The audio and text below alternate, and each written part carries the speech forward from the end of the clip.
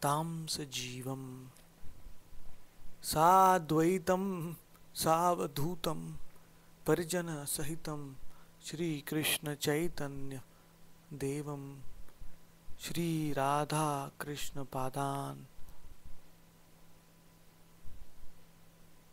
Sahagana Lalita Shri Vishakhan Vitamscha. Srinath, I can try to increase the volume, but then the recording is not so good. Can you increase the volume on your computer? If I increase it here, then it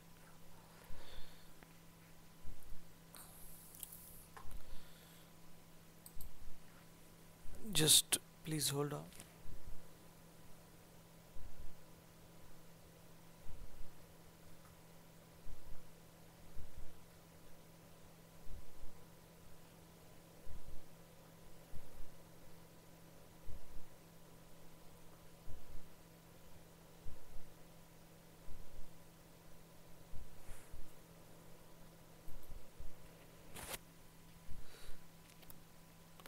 So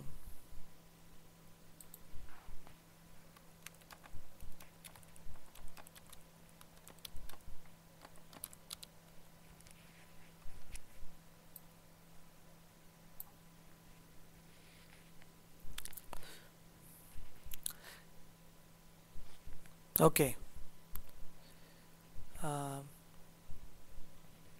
Haribol, Nityananda Gauranga, Hare Krishna. Mataji, welcome. Can you see me and hear me properly?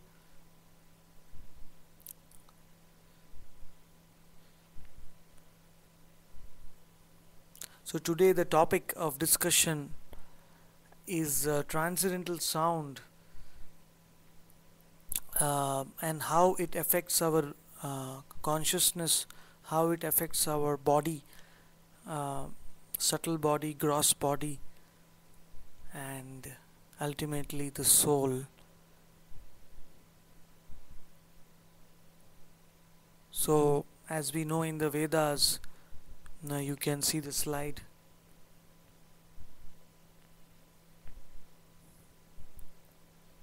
Yes,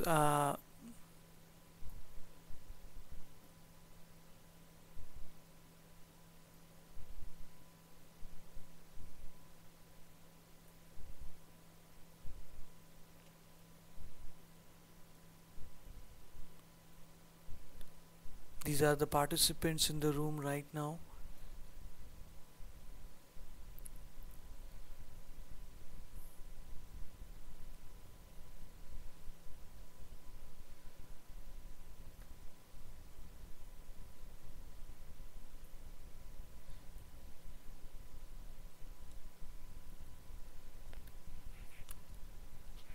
So we can introduce each other later, so that first we can complete our class today, and then we will have time for introduction and question answers. Welcome Katyayani Radha. We have Dr. Madhvi Rao, Katyayani Radha, Mataji Mihir, Srinath and Vincent in the room. Vincent, if you want to talk, I'll make you a presenter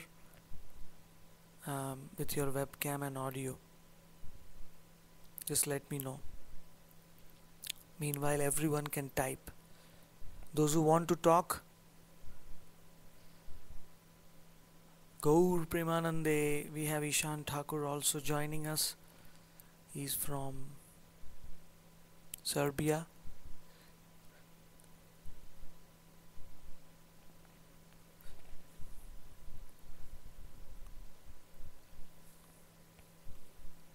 So,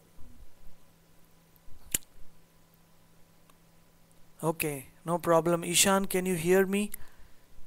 And can you see me? Ishan was the servant of Lord Advaita Acharya, and then he was the most intimate servant of Srimati Sachi Mata, the mother of the universe, the creation, the mother of the Lord. And Ishan always got the remnants of Advaita Acharya and Sachi Mata. So he was very fortunate.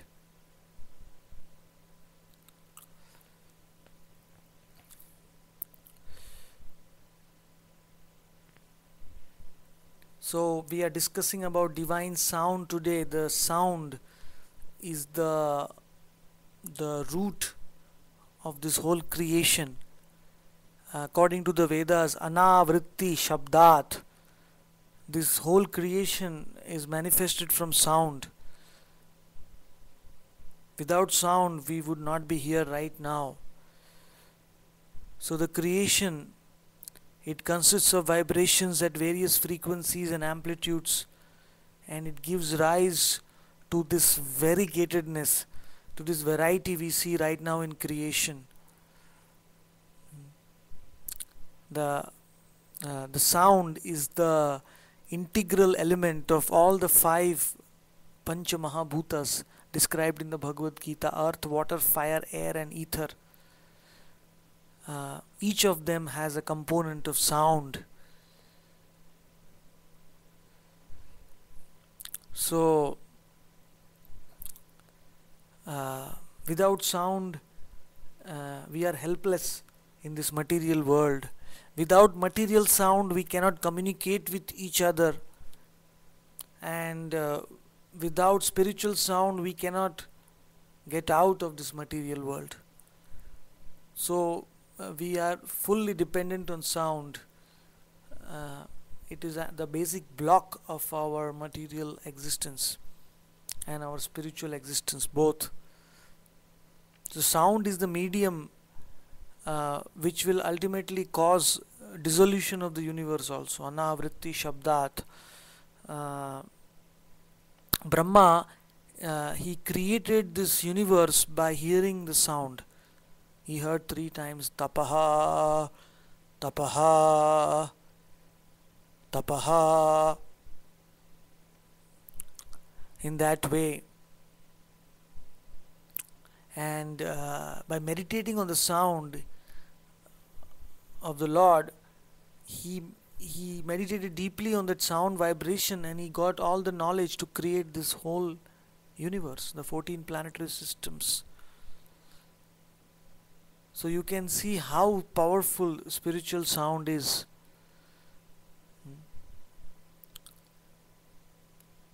It's extremely powerful. And the whole spiritual sound is condensed in the form of the mantra, spiritual mantra. So this mantra is a form of spiritual sound which contains the whole of creation, especially the mantras which are directly pertaining to the Supreme Personality of Godhead. Ananta Krishnera Naam Mahima Apar, Nama Bala Nama Bhaja Nama Karasar. There are unlimited names of the Supreme Personality of Godhead which are known as mantras, Namatmaka mantras, and in the form of their sound they contain all the opulences of the Supreme Lord Himself. So even when we, as you see in the slide, even when we construct sacred sites, etc., we have to consider the acoustical properties, like in our ashram here, in our temple here, Panchatattva, we made acoustic flooring as well as acoustic ceiling, which absorbs the sound. So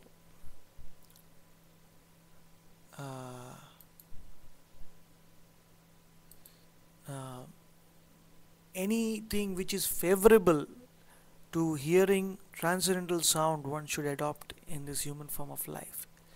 One should try to remain in contact with transcendental sound as much as possible during one's activities in the day.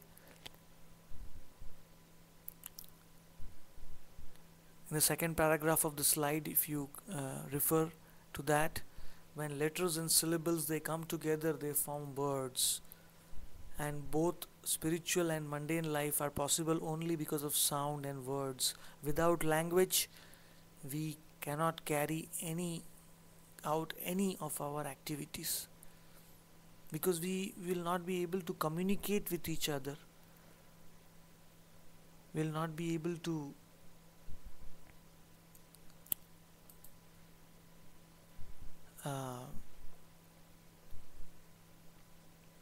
know each other without sound. So each word we use has its own power, and it produces its own reaction, and it produces its own form. Even material words have their own form. If I say water, water, water, that form, little liquid form of water is created in my mind. It is created somewhere. When we speak, then that sound vibration creates a form, and and the material sound and material form are two separate things, but it gets further extended in spiritual sound when there is no difference between the sound and the form on the spiritual platform. Even material sound is so powerful. I mean, we can change people's emotions and attitudes simply by speaking the right words. We can change the whole world.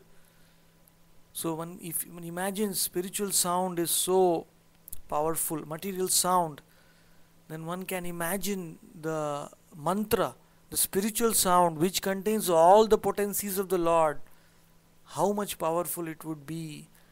In fact, it is so powerful that we can actually communicate with God by spiritual sound of the mantra. We, even though our distance is very large from Goloka is very far from this material universe, but the spiritual sound reduces the distance, and I mean, it brings the Lord very near to us in the form of His sound, of His name, of His mantra, and we can experience Him in the same way as we can experience Him in Goloka.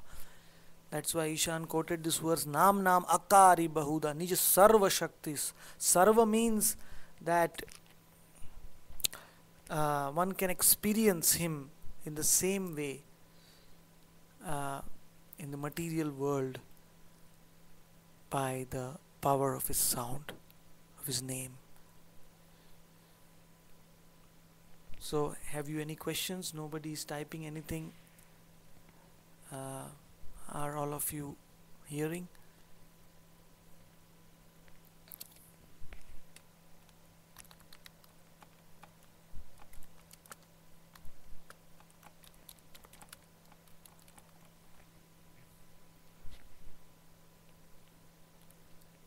Yes, Ishan, before we move to the next slide.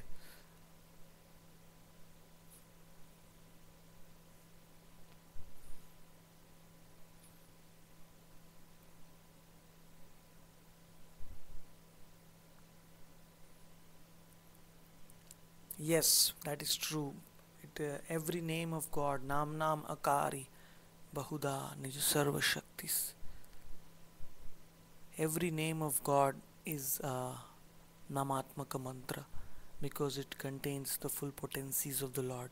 Actually, in the mantras also there are different levels of categories of power. There are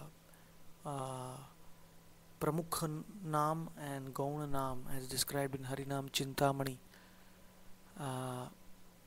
Those names, those mantras of God which directly pertain to His activities in the spiritual world, which are eternal, those names are more powerful than the names which pertain to His activities in the material world, which is temporary.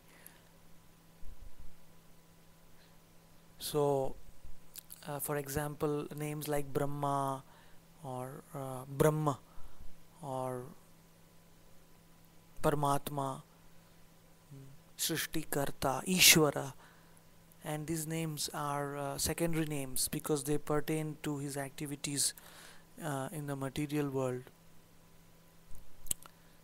and the primary names of the Lord are